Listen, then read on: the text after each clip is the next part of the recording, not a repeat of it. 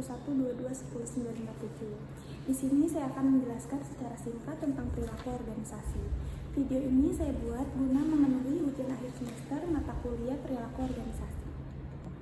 Materi yang akan saya bawakan juga di sini mengenai pengertian perilaku organisasi, tingkah laku perilaku organisasi, faktor yang mempengaruhi perilaku organisasi, serta contoh dan studi kasus yang telah terjadi tentang perilaku organisasi. Yang pertama ada pengertian perilaku organisasi. Apa sih Kak pengertian perilaku organisasi itu? Yaitu suatu studi yang menyangkut aspek-aspek tingkah laku manusia dalam suatu organisasi atau suatu kelompok tertentu. Ia meliputi aspek yang ditimbulkan dari pengaruh organisasi terhadap manusia, demikian pula aspek yang ditimbulkan dari pengaruh manusia terhadap organisasi. Adapun tujuan dari perilaku organisasi tersebut yaitu untuk meningkatkan efisiensi serta efektivitas organisasi melalui pemahaman dan pengelolaan perilaku manusia. Yang kedua ada tingkah perilaku organisasi. Tingkah perilaku organisasi di sini merujuk pada 3 level utama analisis yang digunakan untuk memahami bagaimana individu atau kelompok berperilaku dalam organisasi. Ketiga tingkat ini saling berkaitan dan membentuk keseluruhan dinamika organisasi. Selanjutnya saya akan menjelaskan tentang setiap tingkatan perilaku organisasi. Yang pertama ada tingkat individu atau tingkat individual yang berfokus kepada perilaku, sikap, motivasi, persepsi, dan kepribadian individu.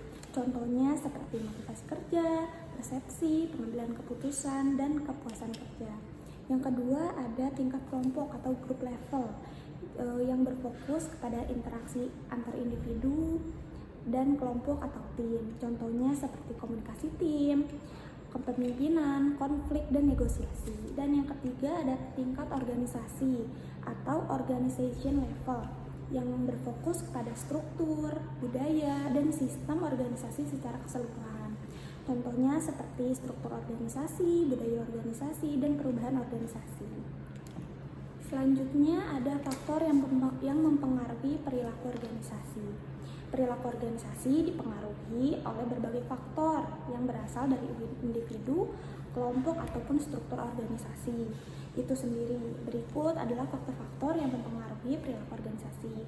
Bisa dilihat di sini ada kategorinya, yaitu ada individu, ada kelompok, ada organisasi, dan ada juga struktur eksternal. Untuk individu sendiri itu contohnya seperti kepribadian, motivasi, persepsi.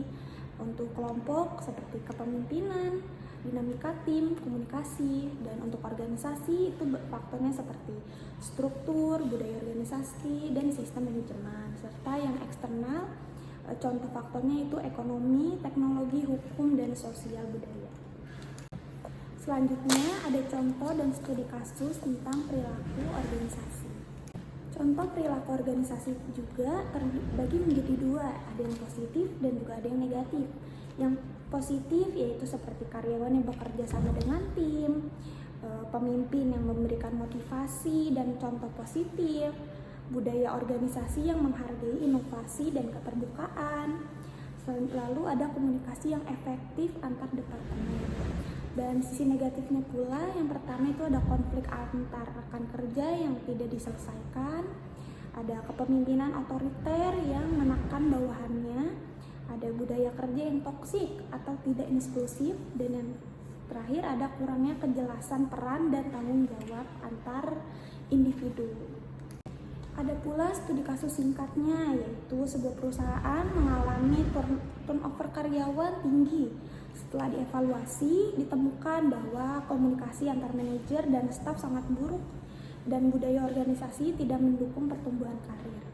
Di sini solusi yang bisa kita ambil atau kita lakukan adalah yang pertama, pelatihan kepemimpinan untuk manajer.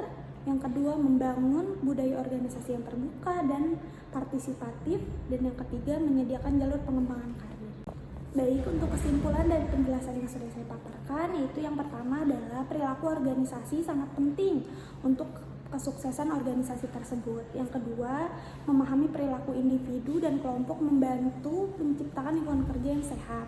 Dan yang ketiga, perubahan positif dalam perilaku dapat meningkatkan produktivitas dan kepuasan kerja. Mungkin sekian penjelasan singkat yang bisa saya sampaikan tentang perilaku organisasi. Kurang lebihnya mohon maaf. Wassalamualaikum warahmatullahi wabarakatuh.